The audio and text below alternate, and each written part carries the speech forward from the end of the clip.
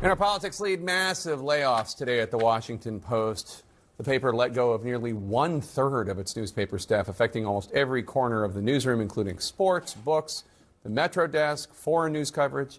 Sources tell CNN that employees were told to stay home while notices went out today. Billionaire Jeff Bezos, who owns the Washington Post, has not commented on the cutbacks. My panel joins me now. By the way, I just checked, and Jeff Bezos' net worth as of today is $261 billion.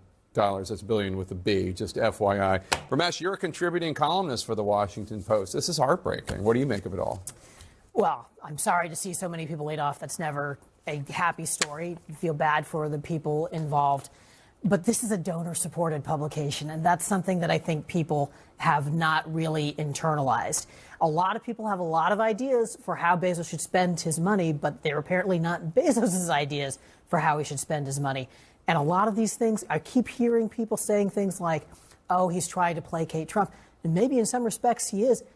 But I don't think Trump had a problem with the sports section of the Washington Post. Right. I think there are some business decisions of a kind that are being made at a lot of different newspapers because the industry as a whole is having trouble. Kate Bedingfield, you used to be the communications director for Joe Biden's White House. When one of America's best-known, most respected newspaper loses 1/3 of its staff, what's your reaction? What does that mean for politics and accountability? Yeah, well, it's a huge loss. I mean, the Washington Post is an institution that employed a lot of journalists who certainly held our administration to task, and that is their role and their responsibility. So the loss in an environment where increasingly people don't agree on facts and where the idea that there should be a foundational, agreement on what is and isn't true is becoming less and less meaningful.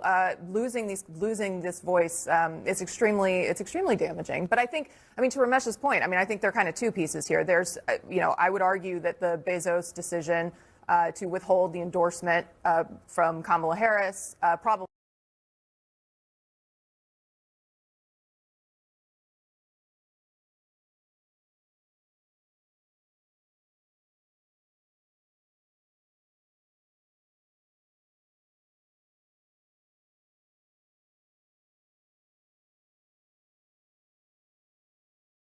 To Ramesh's other point, certainly there are business decisions, and I think the rise of AI and the impact that AI has on search results. If you looked at what Matt Murray said today, he talked a lot about how their search results are down, and the fact that AI drives people to search results that aren't sourced is a problem for the Washington Post and outlets all across the country. So these are challenges that all outlets are dealing with. And AI cannibalizes the news, right? Yeah, AI absolutely. trains on media and then undercuts the economic basis for the media. Yeah. President Trump just sat down for an interview with NBC News. He was asked about the 2 fatal shootings of U.S. citizens at the hands of immigration enforcement agents in Minneapolis. Take a listen. You mentioned Renee Good and Alex Peretti not being angels. Do you think any of that justified what happened to them, though? No, I don't. It should have not happened. It was a very sad, to me, it was a very sad incident, 2 incidents. And, they mentioned the one now, they don't mention the other. Well, I think they were both sad. And, who feels worse about it than anybody? The people of ICE. Ramesh? Well, I would have to say that President Trump is actually speaking there more responsibly than several members of his administration did in the immediate aftermath of those shootings, including, notably, DHS Secretary Kristi Noem. You don't hear the same rhetoric about, they're domestic terrorists, et cetera, et cetera. But there's also no accountability for the people who spread smears about the people that the government had just killed. Yeah, and earlier today, the Daily Mail posted an interview with the Vice President, J.D. Vance, in which he was challenged about the fact that he had retweeted an accusation from Stephen Miller that Alex Peretti was an assassin, which is not true. Yeah. It wasn't true then, it's not true now, and Vance would not apologize for it.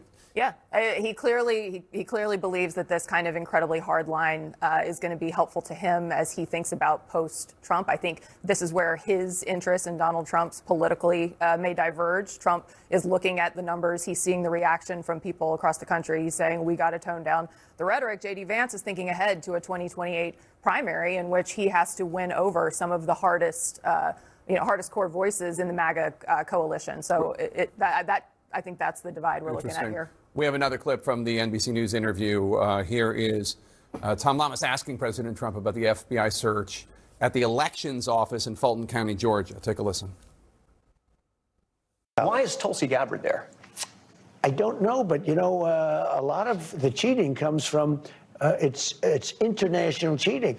You have people, they say, from China You trying put this on let me ask Truth you, Social. do you think China tries to influence our election? We know that foreign governments try to influence a lot of things well, in this country. therefore, she's foreign governments. But you've tweeted out some theories about Italians and satellites. I mean, do you believe that stuff? No, I didn't cheat. I sometimes will read truth. Yeah. I will read truth. But let me ask you this. If China or any of these countries are involved in our elections, that would bring her into it.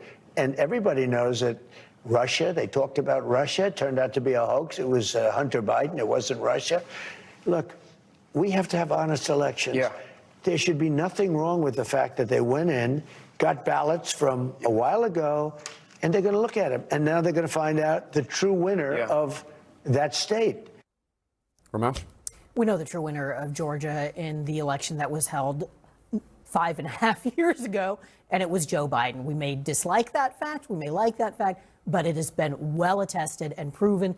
Claims to the contrary have been debunked time and time again. President Trump's track record on this is of somebody who keeps repeating things that have no basis, that are complete fantasies, including all of this stuff about foreign governments, although the identity of the foreign governments change with each story. He's also lost this fight in the courts repeatedly, and it is dangerous to continue to hammer on this and to continue to undermine people's sense of faith in the electoral system in the United States. It's also, look, I think this is bad politics for him too. He's got his core MAGA base that's always going to believe he won in 2020.